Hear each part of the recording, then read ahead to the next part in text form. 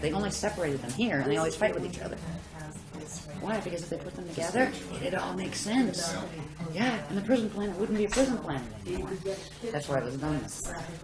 Yeah, exactly. Keep saying, okay, now it's happening. Okay, now it's happening. The planet, actually, to just have so many people cry wolf for the last 200 years, and nobody listens anymore when the end times do come. Yeah, exactly. One of the people that works there is a CIA asset.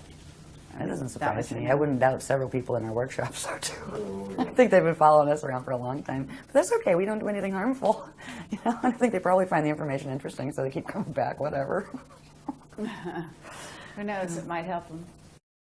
So let's see where we left off. Waving.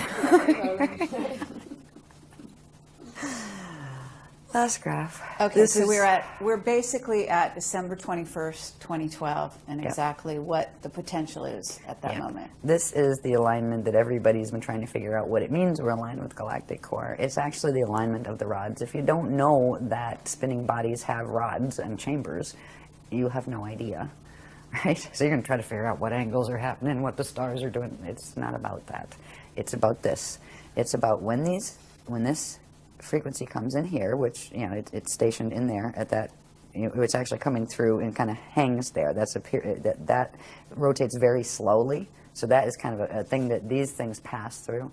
But at this point right here, when we hit December 21st, 2012, our rods will cross into this and cross, it makes a, what's that, a right angle, I think? I don't know my angles well. It's like 90 degree, where the solar rod, made more powerful by the frequencies they're going to blast through here.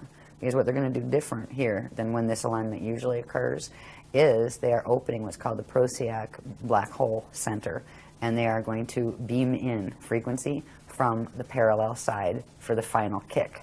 And that kick will send a powerful frequency burst through here, through the solar gates, that will hit our rod as it crosses over, and that will make it spin, which you spin that rod, it's going to spin the whole thing. And actually, part of it, because they're actually already on a spin in the opposite direction, part will spin one way and part will spin the other, and it would snap the crust. And it would be like, you know, within 3-day roll and everything gone. And because they're only interested at this point, before there was some takeover games and let's play with it for a while and evolve with the DNA, but at this point, the big guys, they're only interested in the quantum of energetic food that can be drawn in. They don't even want to play with the little guys, like is way beyond just the Anunnaki and the Draconians anymore. It's, you know, this is multi-matrix warfare that is happening here. And we've got all sorts involved that we're not even in the Voyagers books. We didn't even know about them then. They told us as on a need-to-know basis, by the way, we have Borgia now. By the way, we have Thetans now. By the way, the Thetans are from parallel Earth. Yes, they were part human and part something else over from parallel. And they invaded here 75 million years ago as well, right, and tried to take over the planet then. So it's very interesting. And it's like everybody's represented on Club Universe Earth right now. All the little teachings of each little, you know, fallen group. There's a few that actually are connected with our teachings that aren't fall groups. We haven't found them yet. It would be nice, right? You know, it would be so lonesome because it's a bit lonesome standing out here and trying to explain this to people. But we will get through this alignment and we will be able to withstand that acceleration that's going to come through there. That acceleration would spin the rods, and it would also spin the rods fast enough to trigger the core to hit the 55 activation. And then once it hits 55 and does a full 55, it starts going where it eats the quantum behind it and starts expanding rapidly on the Fibonacci spiral, and just literally torques where it spins faster and faster and pulls the two of those together. It literally pulls them into the sun and then pulls the sun into the other thing. It takes the whole system out. It's the level of technology involved in this is just, in my mind, mind-blowing. Just looking at, oh my God, you know, what kind of consciousness are we dealing with here? You know, our scientists look like little kindergartners by comparison. Oh, wow, we back engineered a spaceship. Whoopie-doo. That is impressive, horrific, but impressive. Okay, scary. But at this point, we have to say that this is not going to happen, and why? It's not going to happen because of what the Guardian groups are doing to intervene. If it weren't for the intervention of the Messianic groups that are the ones from the Aquarian matrix that are already the Adashi Adepts that have gone through the Christ star, transfiguration, there would not be enough quantum energy to hold the grid stable here to stop this for even 200 years. There's two things. One of them happens this weekend that is the beginning. It has to do with what ultimately becomes in 2012, progressively, what's called the mirror in the sky. We talked about the planes of Earth, right? We showed those maps a bit where it showed from the core going up. There are the different plane interfaces. We showed that there were aurora platforms in between there. They are progressively being activated, and another level of activation is coming through this weekend, that they will create literally a buffer field that will bounce back some of that. It will literally bounce back some of that energy, which is going to be interesting for those on the other end who are throwing it, because it will bounce it back with probably, what? Minimum 12% spin increase. Okay, 12 times at least the strength it was thrown. Some of it will get through, but not enough to rip the rods and make them spin, and not enough to fulfill the 55 activation. Now, that protection can hold only as long as the gates are open. Because of what the galactic gates are doing in this, what is called a Starfire Ascension cycle. The whole thing is called Starfire Ascension, and that's the Christ star evolutionary process. Those gates have to close in 200 years, which means those big energy arms that are coming down from that matrix that right now are holding Earth's core open so these gates can still work, are going to be pulled back. When that happens, all of this is going to let loose. That Merkaba is going to, the Death Star will activate. But there's going to be something that happens not too long after that. That's going to happen in 2230 AD. In 2976, there's going to be things that the others have caused to occur in the core, that actually the Earth is going to choose the path of Kali Ramus step back, and it's going to explode. And that will release. It's kind of like being cremated as opposed to being buried.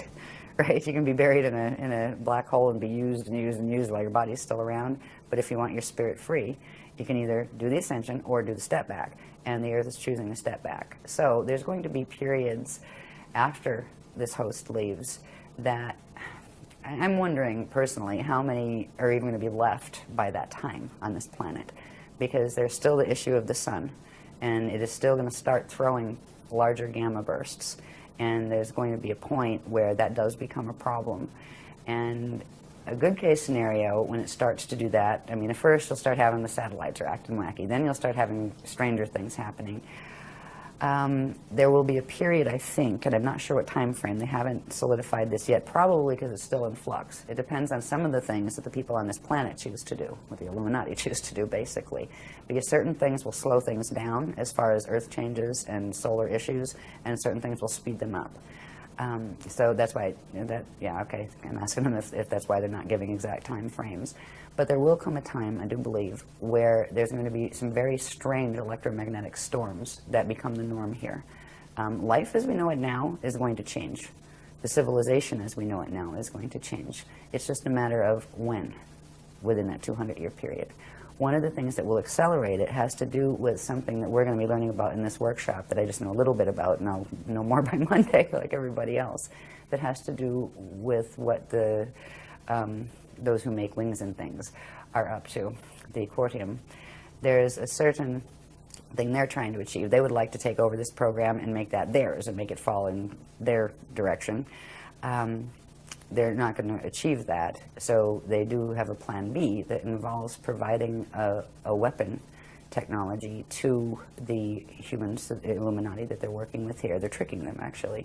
That has to do with some kind of electromagnetic scalar pulse, infrasound type pulse, that they're supposedly giving it to one group. They didn't say which groups they're going to give it to, but give it to one group so they can throw it at their enemies and wipe out a big portion of their enemy's population. Except it ricochets back, and it's going to do both. And the Cordium are going to go, get rid of the bunch of you, right? That kind of thing. There's going to probably be an escalation toward war progressively. If you look at the soul groups on this planet, the people who live on this planet, the people who are controlling countries on this planet, everybody hates each other. You know, the Palestinians and the Jewish people, the Muslims and the Christians. I mean, get over it, people. They're not going to get over it. That's the problem. These are soul groups. It's not just about the little people on the ground. Those people are connected to things they don't even remember exist. Those soul groups are having wars with each other. They are trying to wipe each other off the planet, because whoever gets left with it might be able to have the resources enough to get off it in spaceships when the time comes, if they're planning on being the ones left. And the Christ's purpose in this is to just hold ground and keep the gates open for the 200-year period and help as many people who want to learn how to get as far as they can with their biological evolution. If they can't fully go into a transfiguration, that's fine. You can learn how to bardo properly so you don't get stuck in your body once it does die, and you can get out into the proper gate sets and not get caught in the wormholes. That's our job, is to keep that potential alive on the planet. What the others do around us make it really, really ugly at a certain point. The ugly could happen as early as 2019 to 2022, because that's around the time that there's a strong possibility. It's not phase locked in yet. It depends on who chooses what, and now it's Illuminati choosing. Good luck with that. What they choose to do with the Cordium's offer on a certain weapon, but there's also something the Guardians are doing to make it more appealing to not bother, and that has to do with the activations of the ancient arrow sites. Because if they're activated on the crystal spiral, the weapon that the Cordium are using won't work. Okay. Welcome to our weekend. That's actually along the lines of the positive side of the Wingmaker's material. Yes. Okay. Yes, because those sites belonged to the Guardians originally. Okay. Yeah, and so because there is a distinction, the Cordium is not the Wingmakers. Okay. The Wingmakers are actually the positive beings that would be similar to what you're calling the Guardians, in essence, as they're described in the Wingmaker material. Yeah. Okay. Right. I'm just telling you what it I'm sure they think they're very nice. Okay, but they're not the Cordium. This is a different group. Okay. They're actually part of the same group.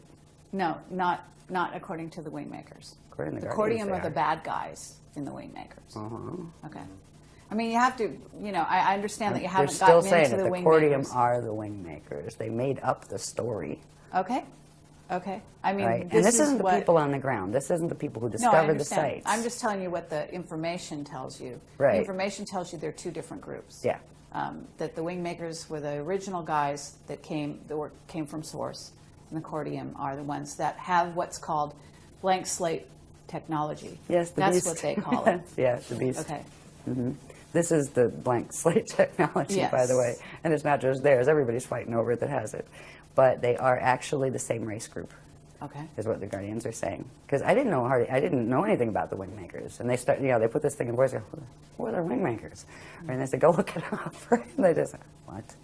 Oh, whatever. And it never came up again. But now it is, because we're getting to 2011 when they're going to try their thing. But their thing isn't going to work. Right. Because we're going to activate. See, the Cordium and their Wingmaker friends, relatives, actually know that there are more than 7 sites. There are 7 they managed to conquer. So they're the 7 they're trying to look for and they're planning to activate. The Guardians know, because they were the Guardian sites to begin with, and they are somehow connected to those spanner gates, but I'm not sure how yet. We'll find out more over the weekend. They know that there are 12 primary and 24 secondary. Now, if there's only 7 compromised, if you activate those others, they'll quantum override the compromise and fix the broken arrows. And that's exactly what they're planning to do. And by the time this gets aired, it'll be done. Okay. By Monday, it'll be done. And I remember when they came to me and said, we're talking about wing makers? I said, I don't know anything about wing makers. And I said, we do. It's like, okay. But the people have been tricked by these groups. It's something that you had mentioned, where you play one side off the middle, where you pretend you're being victimized, but it's actually you're playing both sides. That is what they're doing. The Cordium and the wing makers are the same group. They are the same soul group. They are the same race group. And they may have differences in their issues, and they have different, I think they evolved in different lines, and they're warring with each other. Because right now, this is about a war from the Toral Rift. They said they're coming from, what was it, 2770 AD? That's where they're coming in from, right? That's after this place has gone into Toral Rift alignment. So there are wars taking place between them, one blaming the other, et cetera, but they're the same race group that's fighting with each other. And they both want to take the quantum of this, they want to take over this mission.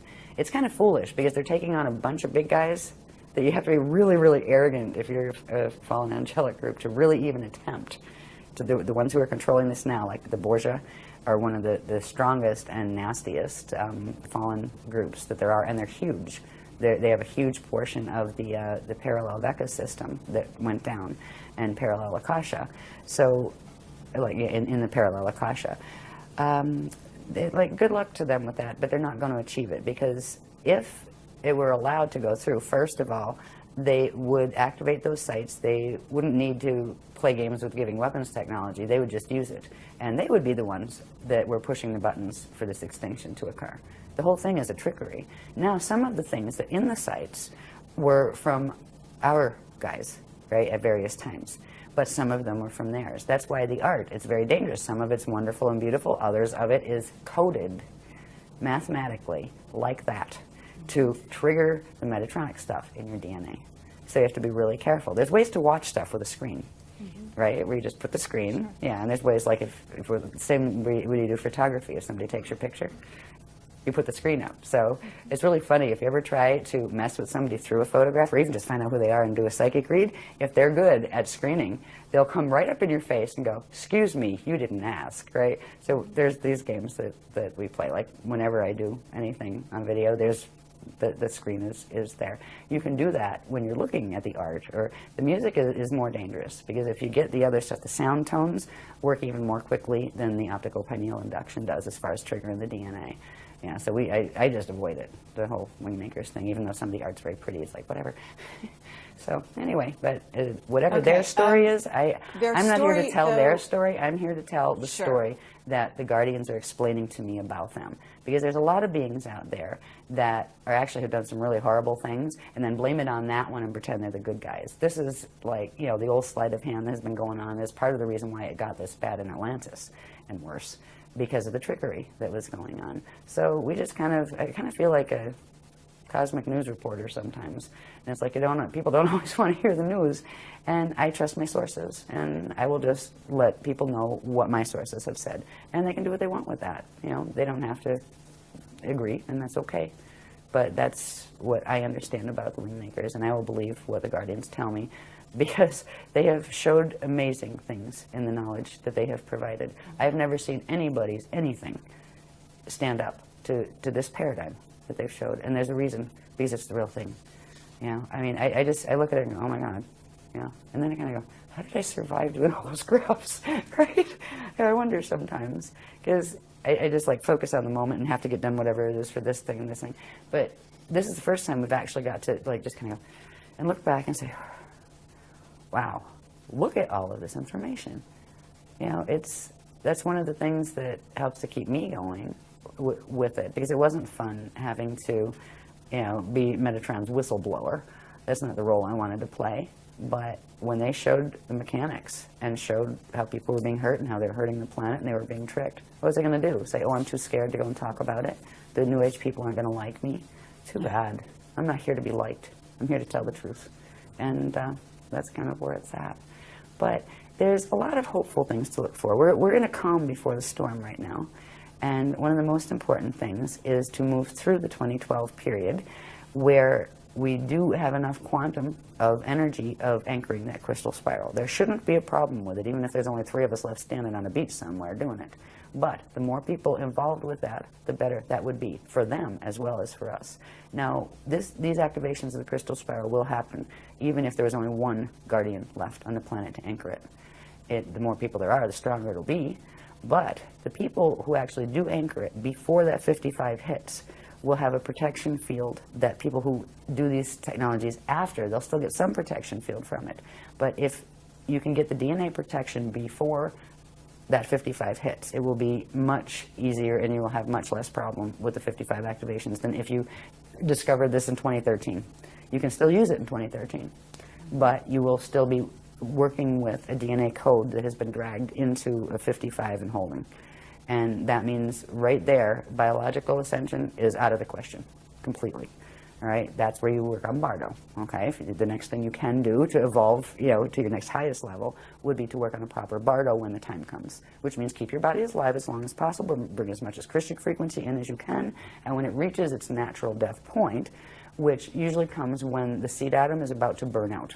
Right, because it doesn't have enough quantum coming in from the amount of inflow, and it gets tired, and that's what actually causes natural death. Natural, when death isn't natural, but on a Metatronic code, that's what causes it. So, people are welcome to join us with this. We're going to be doing something that night of the solstice. I'm not sure what it is yet. I think we're booked here, though, aren't we? No, we're booked somewhere. Yeah. But we don't know what we're doing yet, but we just know we have to be there. Mm-hmm. Yeah. And, well, for a long time, the guardians have told me, like when I'm walking into a lecture, don't know what I'm speaking about yet.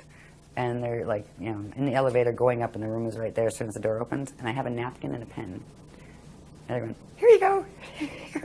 They're going, just show up and take it from there. We'll be there with you. And that is how I've survived the last 10 years of this wacky way of bringing amazing information to the planet. It's not been easy on this side, but I am in love with this material. There's nothing. There's no church out there. There's no science out there that can touch the unified church and science put together, religion and science, spirit and science put together that is in here.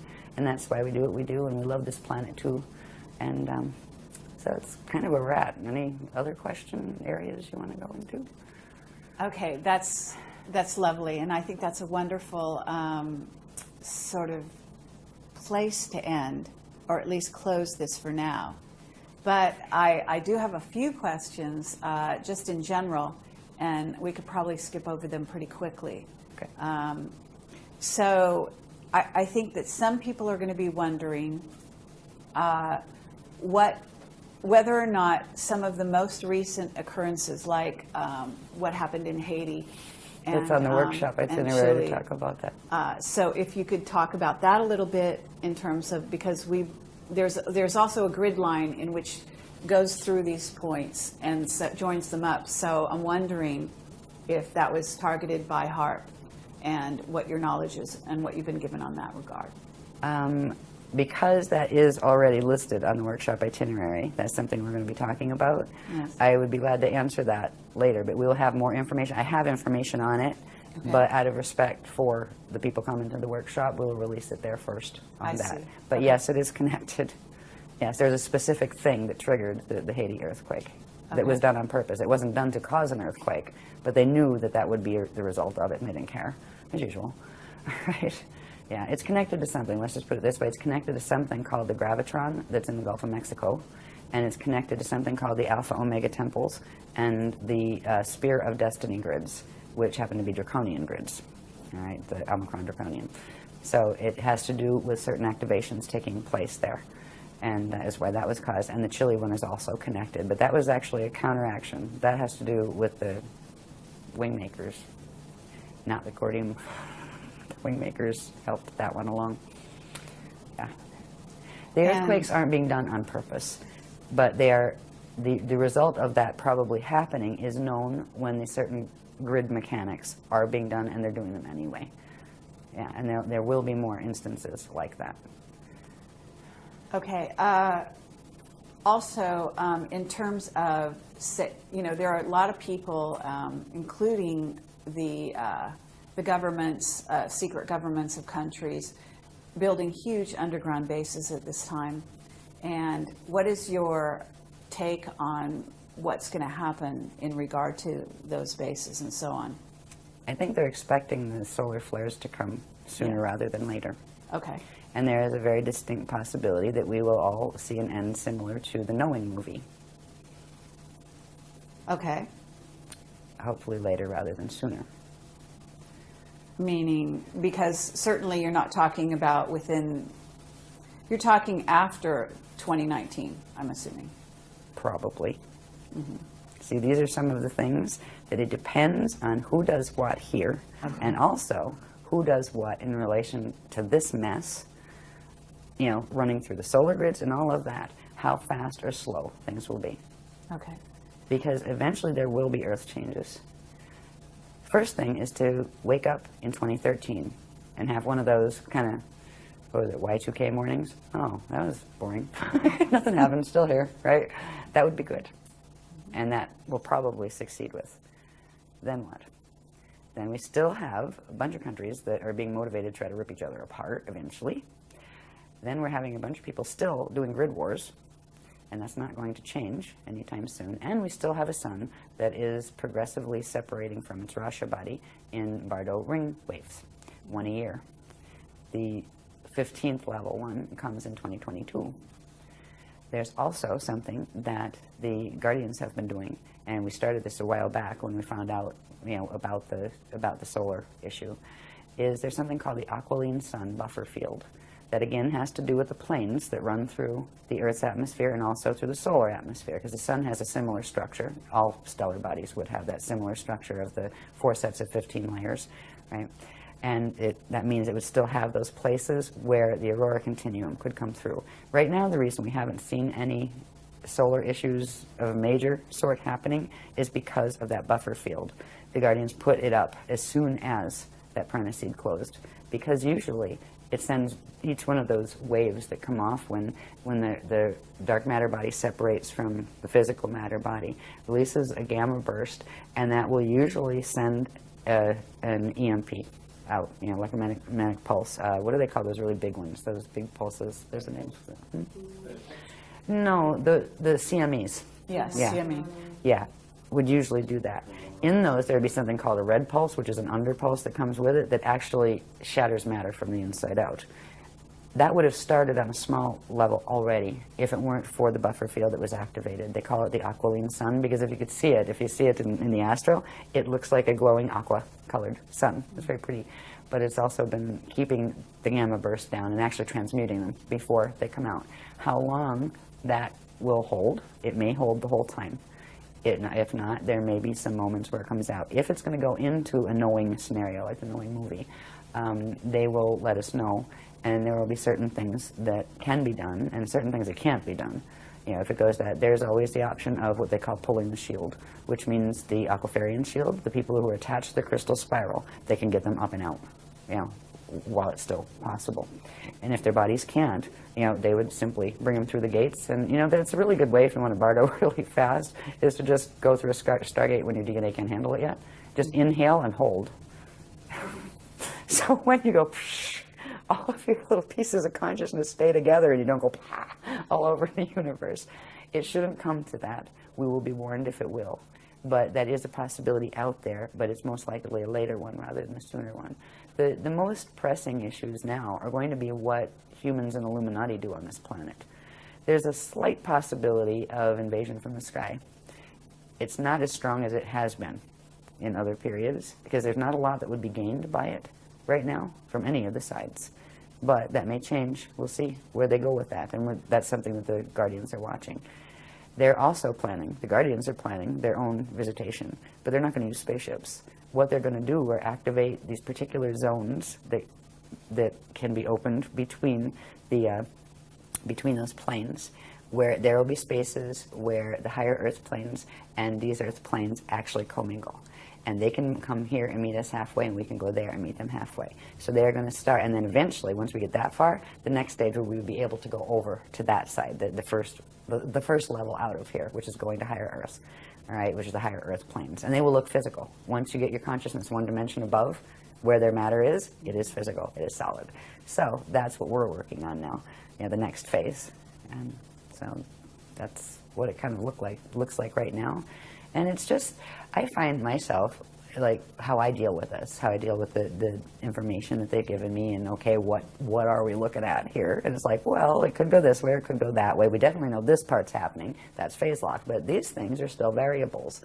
And there's a lot of things that are like, it's not a matter of if, it's just a matter of when, but when may be like closer to the end of the load-out 200-year cycle, and that kind of thing. So it's just kind of like watch and wait and learn how to be at peace anyway, and not let it wreck your day, and not let it make you scared. And there's a space, especially with working with some of the techniques that really do get you into a state of expansion where you feel that connection, that living connection to God's source. It wouldn't matter if I ever heard a guardian again. I feel the living connection with source. I know I am okay. Whether my body lives here or doesn't, that's okay. I am okay, and I am home. And that is a space that I hope to be able to help other people to reach, because it is the space you need to go through these times in, where you can still smile and still make jokes and mean it, and still, most importantly, love everybody. Because with the horrible things that have been done to this planet, and people do to each other, and not just ETs, by the way. A lot of these people are not just ET, but they're ID, interdimensionals. Not all of them use spaceships. Some of them use those nasty Merkaba fields, right, as their transit vehicles. But to be able to keep the love there anyway is part of the lesson, I think, that consciousness comes into situations like this to move through. It's almost like a test of your marriage on, do you really love?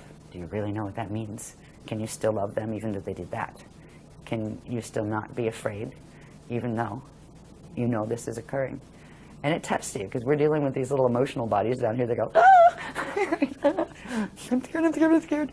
But I'm going to be tough anyway. I believe in the Christ. And the one nice thing is, there is only one set of rules that does apply in the eternal cosmos. And they are the rules of the Christ. The only people that haven't learned that yet are the ones that still play the FA games, the fallen angelic games. Because all they will eventually do is meet the consequence of their action. And the people who don't allow themselves to be lowered to that level of action and keep their truth and keep their love and all of those things, they will also be met with the consequence of that. It's about not letting yourself be worn down by those who act in unkind or evil even ways around you. Evil eventually destroys itself. This too shall pass. But the eternal is just that, eternal. No-brainer as far as I'm concerned. Anyway. Okay, thank you very much, Ashayana Dean. Thank you. And I'm just going to ask one more question, and we'll see, because that was a lovely ending. But I do want to ask you, just in case, there are a lot of people out there who think that they're going to be rescued by spaceships, by positive beings in spaceships, in and around 2012, after 2012, and so on. Can you please address that? Let's put it this way. There's none of those lined up in the port and any of the Guardian sites. It is a possibility, if things are going to go bad, that some of the other ones from the fallen matrices will come and get what they consider their own seed in order to transport it elsewhere in the fall systems. It's a possibility. But even if you're in that position, I wouldn't hold my breath. Okay, these beings were planning to move those rods and have it all over while they were telling people that, oh, 2012 is going to be your ascension. It was going to be your annihilation. You know, if they did come in, I'd really think twice before I got on that ship. So that's our opinion on it. Thank you. You're welcome. Thank you for your patience with this, for letting the Guardians speak about what they thought was important. Thank you very much. Absolutely.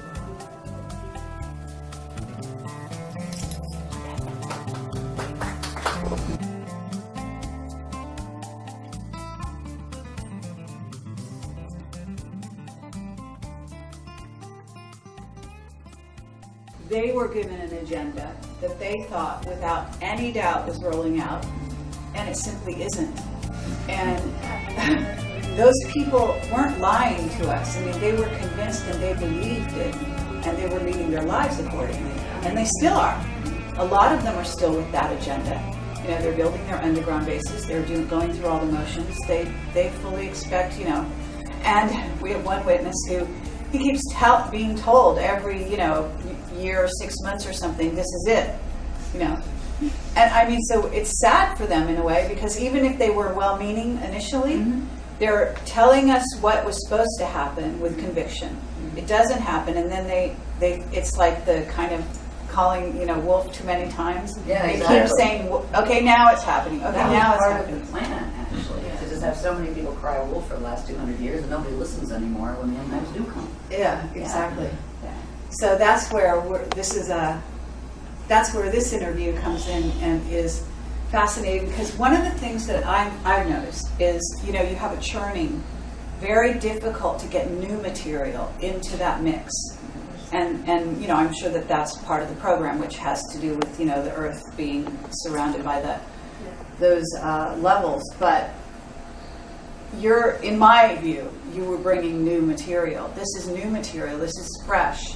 And it just doesn't seem to be seeded out there in other places, you know. And so, and I find that stunning, actually. You know, I mean, you don't expect to find one place and one piece of, you know, information, group of information that would only exist one place on the Earth.